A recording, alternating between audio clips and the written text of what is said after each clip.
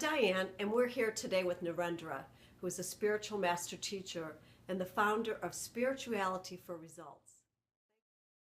Hi. Today I'd like to ask you about spiritual gifts, like if they're for everyone or can anybody get a spiritual gift? Like I've always thought, and when I say spiritual gifts, I mean stuff like maybe back when Catherine Coleman was alive, she was known as someone who had the gift to heal and stuff like that. And I know myself, sometimes I get this thought that that's just for special people. So is that true, or are gifts like that for anybody?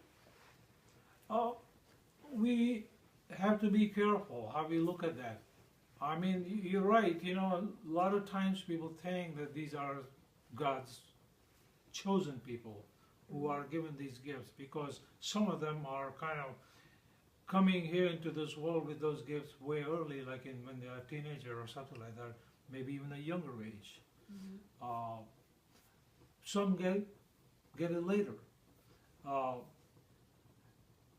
It's not necessarily true that they are chosen people. There's nothing like that. I mean, sometimes that thing gets taken out of context. I know in the Old Testament, Jews were called the chosen people, but that was at that time, considering those conditions.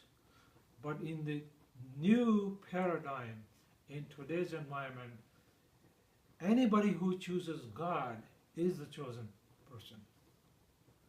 Anybody who chooses God. And that person then qualifies to get the divine grace. And if he or she follows a somewhat decent spiritual system, it does not matter. There's so many choices. If you follow your spiritual system, based on which, what will happen is that you will start getting these spiritual gifts as you move along. And especially it happens when people grow into what I call the fourth dimension, which is the spirit dimension of us as a human being. And so there is nobody is left out of that. It's going to happen to everybody. Anybody who grows into the spirit dimension will get their own gifts. And whether they have the ability to hear distant sounds, or be able to see aura, be able to touch somebody and heal somebody, or gift of intuition, or gift of remote vision, or gift of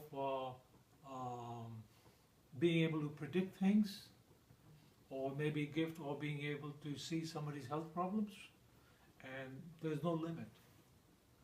In God's cafeteria, there's no limit.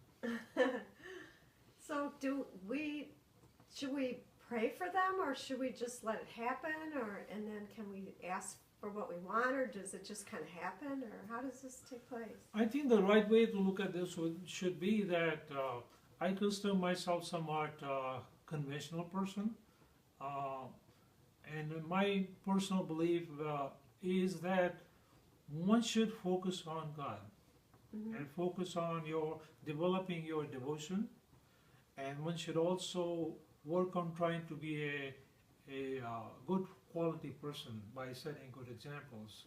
Mm-hmm. I mean, be good to your other human beings. Start out being good to yourself, to your family, to your society, and follow a good church or a good spiritual system.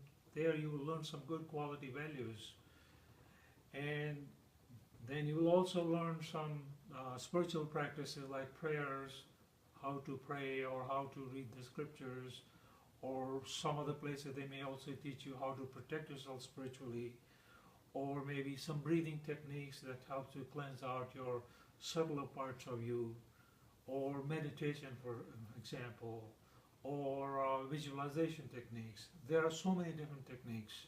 Mm-hmm. But those are good.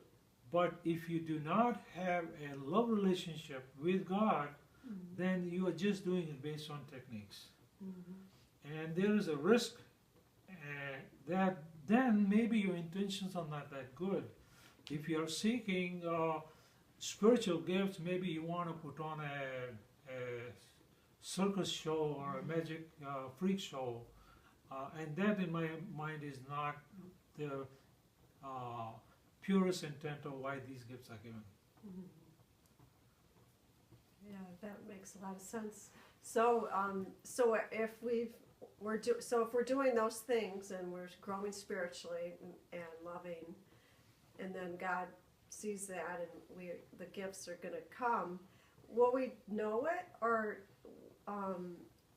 will we just know it, or just kind of happen, and then what would you do? I have spent a lot of time in this area and I met a lot of different people. Sometimes, let's say somebody starts experiencing things, start hearing sounds, or starts seeing visions, or start seeing lights or colors around some other people's bodies. And if the family environment is very traditional religion, then they don't know what to say. Mm-hmm. A lot of times they conclude maybe they are under influence of some bad spirits or bad energy, and those would be the wrong conclusions. Mm-hmm. I mean, if you look at the history of religion in the Middle Ages, there were people being burned for having any kind of spiritual gifts. Yeah. But now times have changed, the technology has changed, and sensitivity has changed, and human capacity has changed. So as a result, these are becoming more, people are more open-minded to those things, and more accepting to those. But then again, to seek gifts for sake of gifts makes a statement that you are in it for own selfish reason. Maybe you're looking for attention, maybe you're looking for power, you want to go on an ego trip. That would all be for the wrong reason. But if your intention is that I want to serve God, I love God, and so He will test you. He will test you by giving you some gifts, and let's say at that moment you forget about God and you get lost in your gifts, then you have really defeated the original purpose, which also means that more gifts will not come to you. Oh. That's end of the gifts for you, because look at it this way: when you buy a Christmas gift for your children, and on a Christmas morning when they are happy to see the gifts, and they start loving the gifts more than they love you, how does that make you feel? Because you are the giver of the gifts. It's not in place. You love them, that's why you give them the gift. And if they get so involved with the gift that they forget even who you are, then it really defeats the purpose.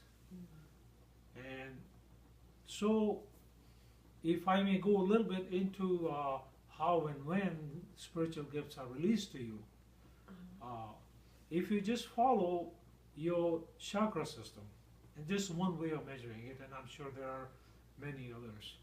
And this is simple because everybody can sense it within their own body.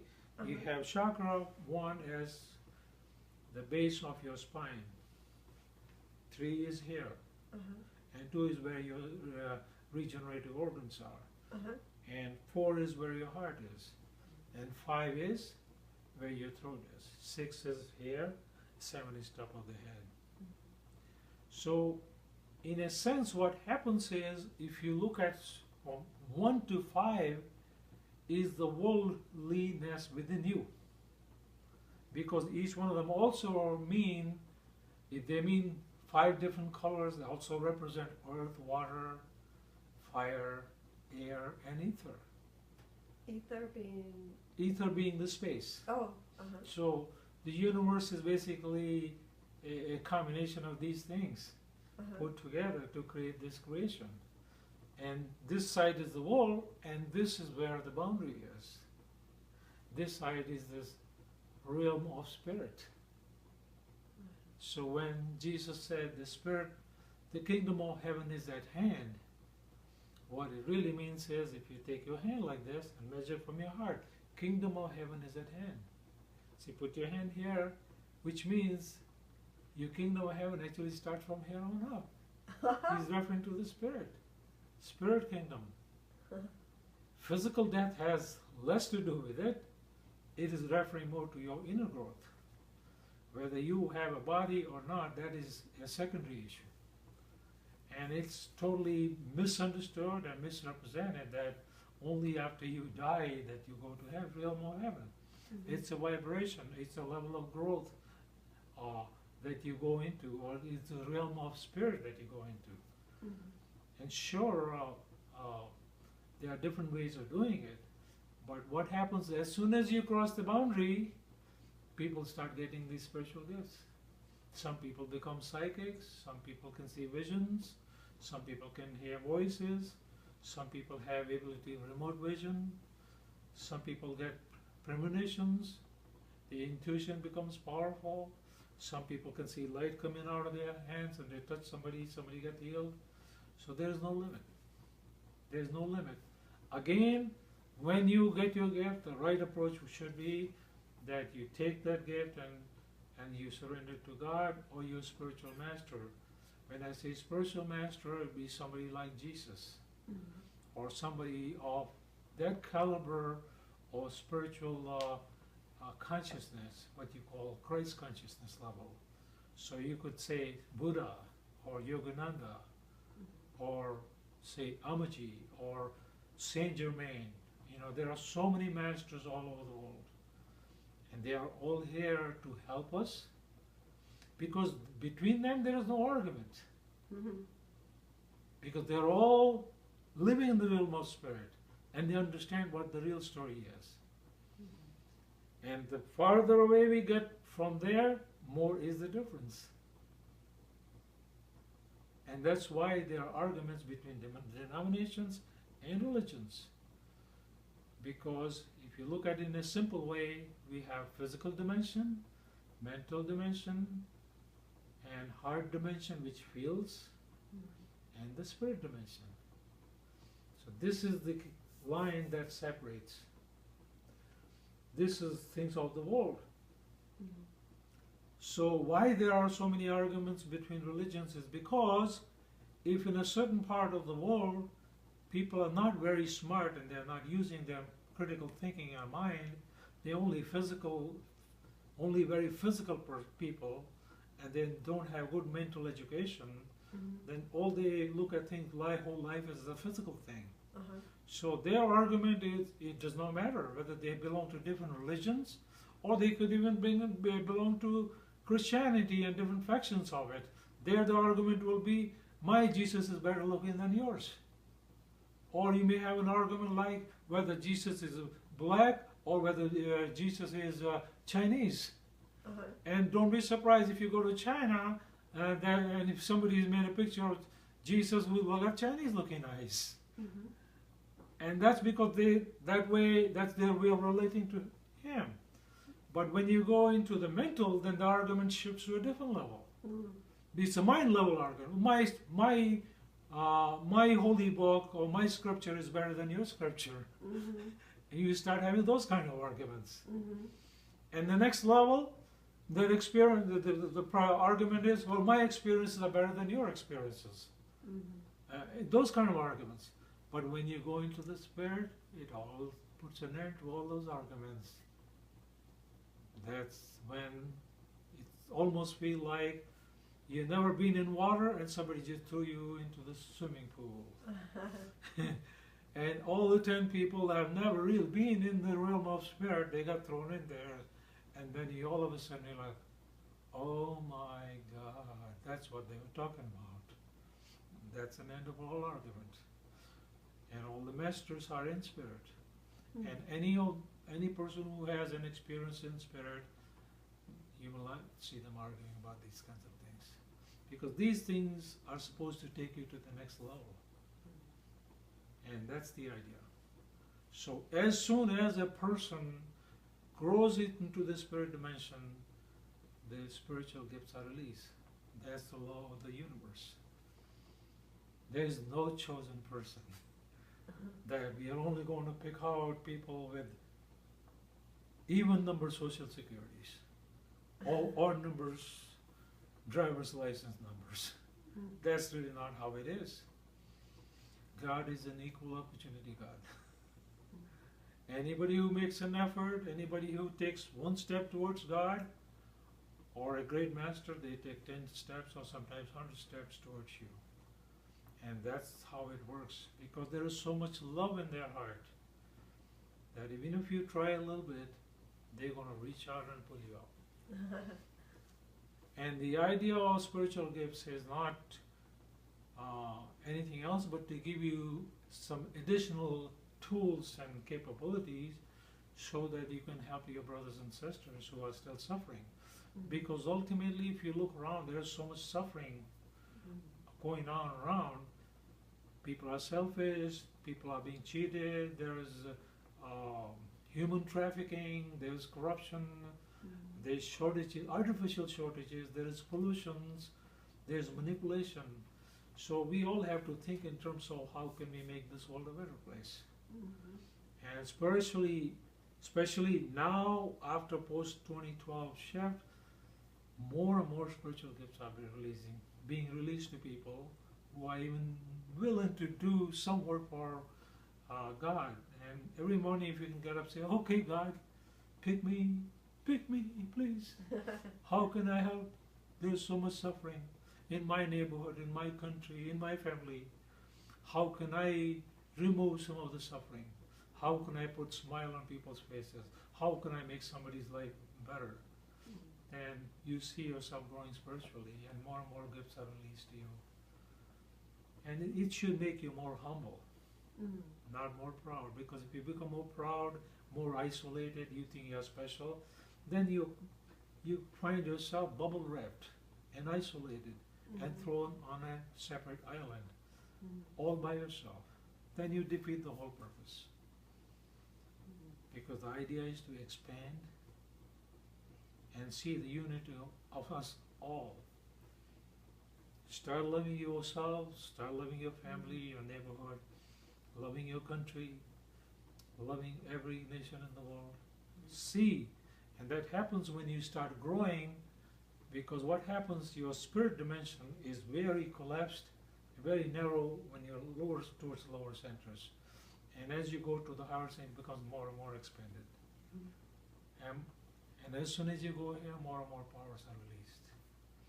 So the right protocol is that find yourself a high quality spiritual master like Jesus Christ or Buddha or Yogananda or Saint Germain, or Ramana Maharishi. I mean, every religion and faith has got something. Muslim faith has got a whole lot of masters.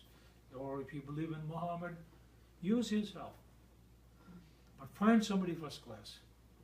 Find a way of telling a difference between a first class master and a teacher. There's a big difference. And when you work with the spiritual master, they will make sure that you never misuse these gifts. And you use the spiritual gifts in order to help yourself and help the whole world and serve God at the same time. Because goal is what? For you to blossom into the fullest of what God created you to be. So you got to get your instructions right, and they'll come from your scriptures and from your personal spiritual master.